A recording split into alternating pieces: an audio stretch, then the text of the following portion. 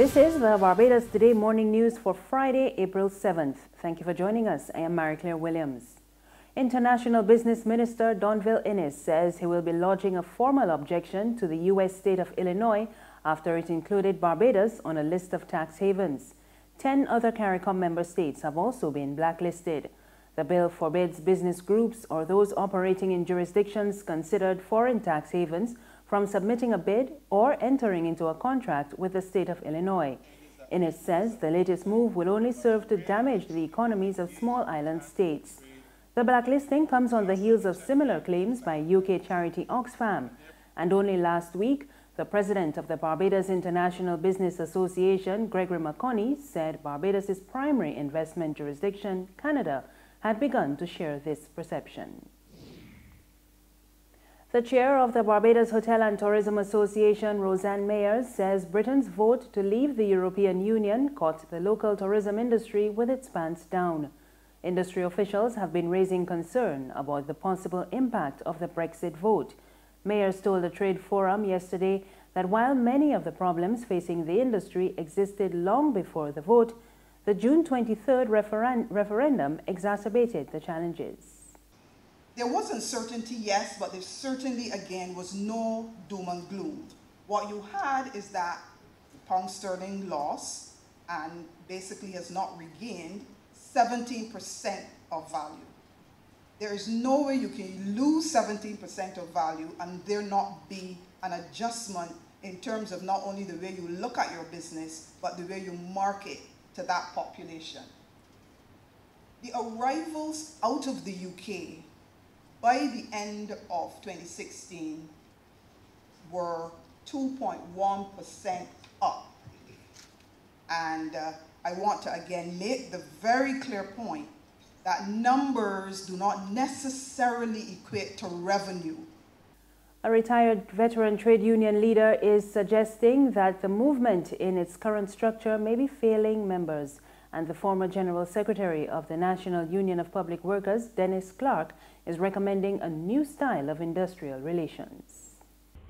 One of the big mistakes we are making in the Western world is that we are not, I would say, reaching out to the workers and making them part of the institution. They don't feel that they're part of the institution, so therefore, you know, the attitude and everything change as a result. And that too has impacted on how they see the union and that thing. So perhaps they need a new style of industrial relations. There have been recent charges by trade unionists that the labor movement is under attack. But Clarke says this is the case the world over, not just in Barbados. And he believes the global economy is contributing to that state. We seem not to have an answer to the economic mess that the country or the world found itself in when you had the meltdown on Wall Street. We seem not to know what to do. And you're waiting and depending on United States and Britain to really surface and help things. But United States surfacing, but then you gotta look and see how it's surfacing. The millionaires know what it feel like. And England's struggling just like we in Barbados. And that's how you see it. I know there were some people locally who would jump on that and say, well, we can do this and we can do that. So my thing is to give them the opportunity to do it. That's how I say it. But it is a world mess that we are caught up in.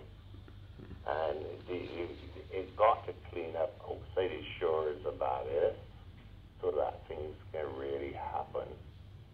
Sports now. The first one-day international of the three-match series between West Indies and Pakistan bowls off today in Guyana. And West Indies are looking to put their recent 3-1 defeat in the T20 series behind them when they face their rivals at the Guyana National Stadium. Skipper Jason Holder says his men are focused on the task at hand. And it's just about counteracting their plans, seeing what they're coming up against us with, and just having some plans to counteract what they come with. I don't think it's impossible. I think we've played the Seamers quite well. You know, just a situation where we've lost wickets in clusters and we haven't been able to get momentum. You know, momentum is something we've obviously spoken about in team meetings, and it's important that we hold the momentum as long as possible and not give it back to Pakistan. West Indies have not beaten Pakistan in a bilateral series in 26 years, and they have lost 9 of their last 13 ODIs against the Asian side at home. But Holder believes their status as underdogs could be to their advantage. The expectation is pretty much on Pakistan to beat us. Now that's incentive for our guys. You know, we must go and we must show them that, you know, we can beat Pakistan. You know, they're just one step ahead of us in the IC rankings, and I don't think they're impossible to beat. We've shown that we can beat them here in the T20 series so far. We've played some pretty good cricket in the T20 series, but we haven't seized crucial moments. You know, as I said before, we've spoken a lot in the dressing room about seizing the crucial moments, keeping the momentum in our hands as long as possible. I think once we do that, we should be, you know, better off at the end of this series. There's regional and international news after this short break. Who call and get your yams and potatoes? Wait, my girl, how you want to see you for long? I can't. How you keeping? But you don't sell the nation paper no more. But that paper ain't selling. This month now I stop selling that. Look, one time I would have made a little dollar on the Sunday sun. But when Sunday night, I still trying to get the weather there. Well, you know you can't call that the Sunday sun no more. You're going to call that Sunset News. Call at no time that news stale. People complain that them ain't got nothing in it to read, and the price keep going up all the time. A woman abused me so sick the other day, telling me that she does read Barbados Today online for free. I can't take that abusing soul, so I switched to my potatoes and yams. Well, let me tell you, if pork selling, you got to raise pigs. How much for the yams? Oh, 75 cents a pound. Well, that's cheaper than that stale news. Give me... How much you want? a pound. Only a pound? Anyhow, these eating real good. Let me wrap them up for you. Come. The Barbados Today, news you can trust.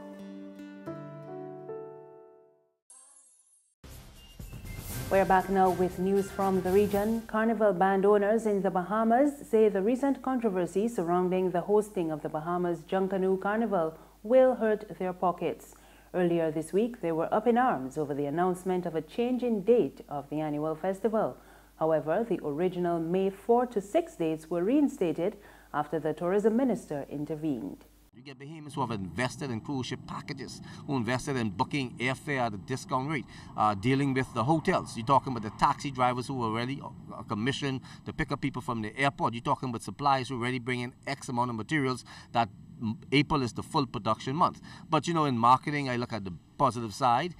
Persons who didn't know there's a Bahamas Carnival knows now, who didn't pay attention. I'm sure they're Googling, let me see this Banana Republic that changes decision like this after it's been set a month. So I look at that positively. Unfortunately, the bands will lose some income from persons who already planned locally and abroad to attend this carnival. And so we are trying to come up with the numbers, and hopefully this government, before the House is dissolved, give us back some funding on what we have lost in revenue.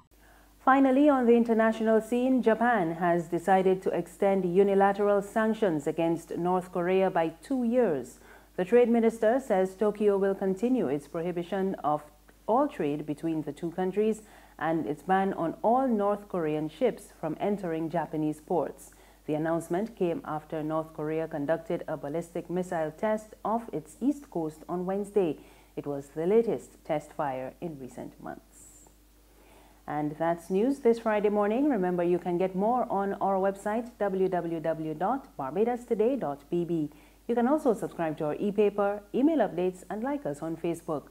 We're on Izumi Media in bus terminals and Screenplay at supermarkets and gas stations near you.